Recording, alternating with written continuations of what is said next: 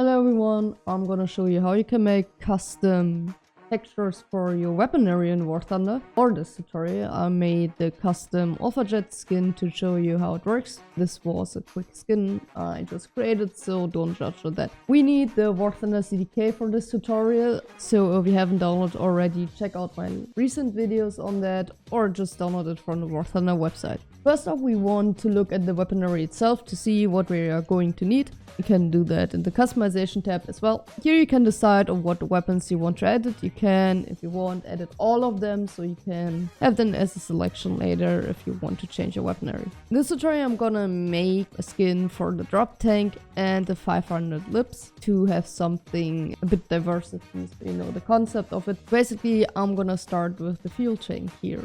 So you're just gonna start your WarThunder CDK now, or to be better, the asset here.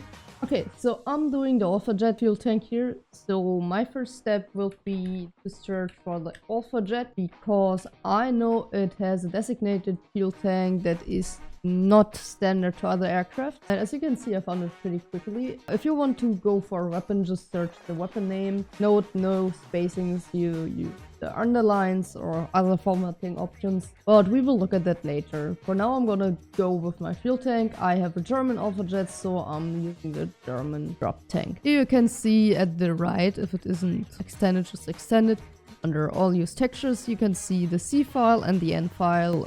These are basically both of the textures we are going to need, so we're gonna click on them, press yes, and then we get the window with the files in it. Okay, you can see here there is the WarThunder CDK folder open. These are older files, don't mind them, but we don't want to save it in there. We want to save it in this folder. So we're just gonna copy the path over here and just save. Now we have these files, so we're gonna drag them into our editing software. This is, by the way, a step you can do outside of Photoshop as well. You can use like every paint program or editing software that can use the DDS files. After you have that open, you can just basically start your painting progress or whatever you want to do.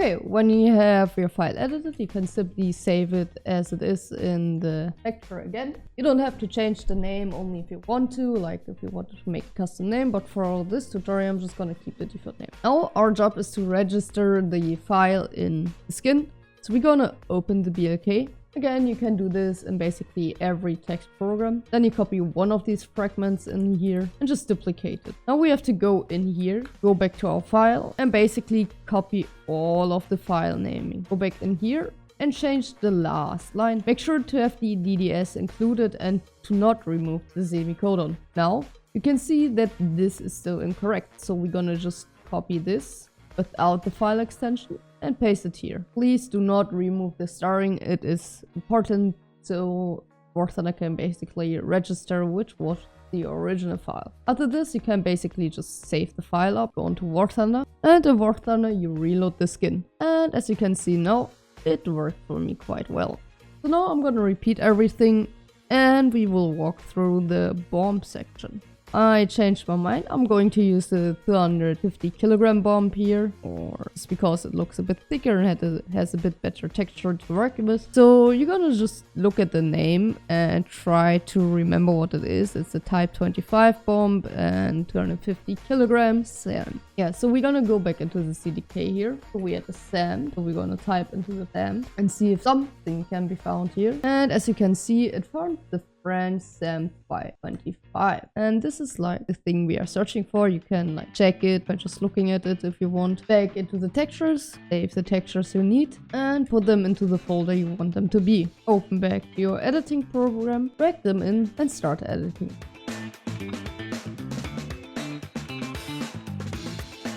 And after you finish, you can just simply save the DDS again. Now to repeat the process, you're gonna go back into the file, duplicate this, go back into here, look for the file name, copy it out, change it to the current file you're editing. Remember to put the file extension and keep the star up here. Okay, if we now look at the file and reload the skin, we can look at the secondary weapons and you can see our custom texture works well. One quick notice, when you're working with custom textures, there might be a chance that it won't appear after you reload the skin. skin. In case this happens, just go back out of the aircraft and go back into the customizations. Another quick information is, if you are doing this to SAM missiles or other missiles or things in general that can be dropped off or fired off, the texture will return default as soon as it's fired, because then it's not a part of the aircraft anymore. Okay, so I hope you liked the tutorial, and I hope I can see you on the next one.